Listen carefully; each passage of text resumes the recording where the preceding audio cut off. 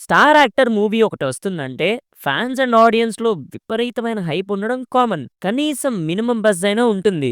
ఎందుకంటే star actor బొమ్మ కాబట్టి. కానీ అదే స్టార్ యాక్టర్ సినిమాకి జనరల్ ఆడియన్స్‌ని పక్కన పెట్టండి. ఫ్యాన్స్ కూడా భయపడితే ఎలా ఉంటుంది? ఒకసారి ఆలోచించండి. సో, ఇప్పుడు విషయం ఏంటంటే రాబోతున్న స్టార్ యాక్టర్ మూవీస్‌లో పర్టిక్యులర్‌గా ఒక 2 మూవీస్ గురించి మాట్లాడుకోబోతున్నాం. ఈ 2 సినిమాలంటే ఫ్యాన్స్ కూడా కొంచెం భయపడుతున్నారు. మరి వాళ్ళని భయపెడుతున్న మూవీస్ గురించి ఈ వీడియోలో మనం మాట్లాడుకోబోతున్నాం. వీడియో ఎండ్ వరకు చూసి మీ ఒపీనియన్ కూడా తప్పకుండా కామెంట్స్‌లో చెప్పండి. ఇంకా లాగెందుకు చెప్పండి. వై సో లేట్ మామా ఇంకా మొదలు పెడదామా? Audio Jungle. హాయ్, హలో, నమస్తే and welcome to news 3 people. Number 1 Vishwambhara. నిజానికి మొదట్లో ఈ సినిమా మీద విపరీతమైన హోపు అండ్ ఎక్స్‌పెక్టేషన్స్ ఉన్నాయి. ఎందుకంటే సోషో ఫ్యాంటసీ బొమ్మ. సైరా తర్వాత మళ్ళీ ఎక్స్‌పెరిమెంట్ చేస్తున్నారు బాస్. అంజీ తర్వాత మళ్ళీ సోషో ఫ్యాంటసీ ఎలిమెంట్స్ ఉన్న మూవీని ఓకే చేశారు. దానికి తోడు అనౌన్స్‌మెంట్ వీడియో చూసి బ్లాక్ బస్టర్ గ్యారంటీ అని ఫిక్స్ అయిపోయారు. కట్ చేస్తే మూవీ నుంచి అప్డేట్స్ నిల్. సరే జాగ్రత్తగా కుక్ చేస్తున్నారేమో, చెయ్యండి చెయ్యండి అని అనుకుంటే ఫస్ట్ లుక్ వదిలారు. ఎందుకో కాస్త తేడా ఇరుక్కు అని అనిపించింది. కానీ లుక్కే కదా. టీజర్ వచ్చాక శవాలు లేస్తాయి అని అనుకున్నారు. నిజంగానే లేచాయి. టీజర్ చూసి ఏందయ్యా ఇది, విఎఫ్ఎక్స్ అండ్ సీజే మరీ ఇంత వీక్గా ఉన్నాయేంటి, ఏదో ఖుషీ టీవీలో కార్టూన్ చూస్తున్న ఫీలింగ్ వస్తుంది అని ఆడియన్స్ అంతా ఏసుకోవటం స్టార్ట్ చేశారు.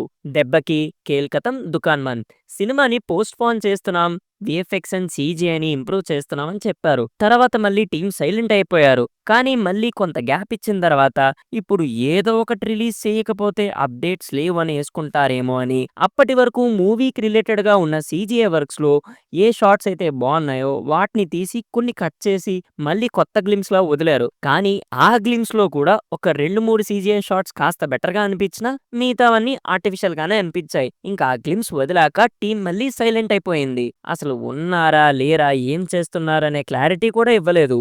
యాజ్ ఆఫ్ నో ఉన్న న్యూస్ ప్రకారం మ్యాటర్ ఏంటంటే మన శంకర్ వరప్రసాద్ గారి మూవీ రిలీజ్ అయ్యాకనే మిగతా మూవీ అప్డేట్స్ అన్ని స్టార్ట్ అవుతాయి అని అంటున్నారు. మూవీ కూడా 2026 సమ్మర్ కి రిలీజ్ అవుతుంది అని బయట టాక్.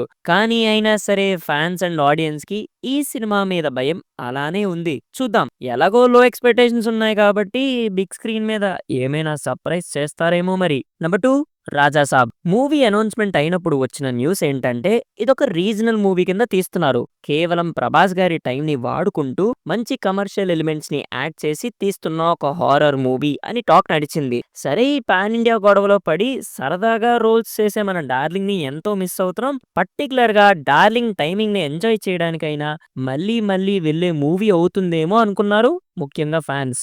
కానీ కట్ చేస్తే సినిమా నుంచి ఎలాంటి అప్డేట్ కూడా లేదు. కొంపతీసి ఈ సినిమా ఏమైనా ప్రాంకా అని అనుకోవడం స్టార్ట్ చేశారు జనాలంతా. అలా రీజనల్ మూవీ అన్న న్యూస్ మాయమైపోయి పాన్ ఇండియా కింద మారింది. ఒక ఇంటర్వ్యూలో విశ్వప్రసాద్ గారిని సినిమా బడ్జెట్ ఎంత సార్ అని అడిగితే 400 కోట్లు అని చెప్పి షాక్ ఇచ్చారు. దేనికిరా అంత బడ్జెట్ అని మాట్లాడుకోవడం కూడా స్టార్ట్ చేశారు. ఇంకోసారి టీ సిరీస్ ఓనర్ అయిన భూషణ్ కుమార్ గారేమో ఈ సినిమాని హాలీవుడ్ హ్యారీ పాటర్ తో కంపేర్ చేశారు.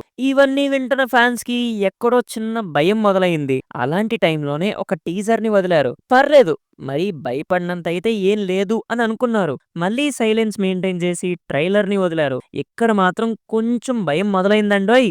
అంటే ఆ జంప్ స్కేర్స్ చూస్తే ఇప్పుడు భయపడాలా అనేలా ఉన్నాయి. సీజే అండ్ విఎఫ్ఎక్స్ అయితే మరి ఆర్టిఫిషియల్ గా అనిపించాయి. ట్రైలర్ లో ఏదైనా బాగుంది అంటే అది డార్లింగ్ లుక్ మాత్రమే.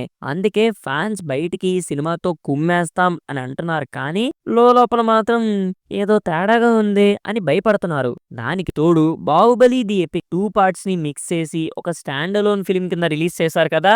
ఆ సినిమా తర్వాత వస్తున్న బొమ్మ కొంపతీసి రాజమౌళి గారి ఎఫెక్ట్ కానీ ఏమైనా ఉంటుందా అని కూడా కొంతమంది భయపడుతున్నారు. ఇవన్నీ పక్కన పెడితే మొన్నటి వరకు ఈ సినిమా పండక్కి రావట్లేదు అని ఒకటే గోల.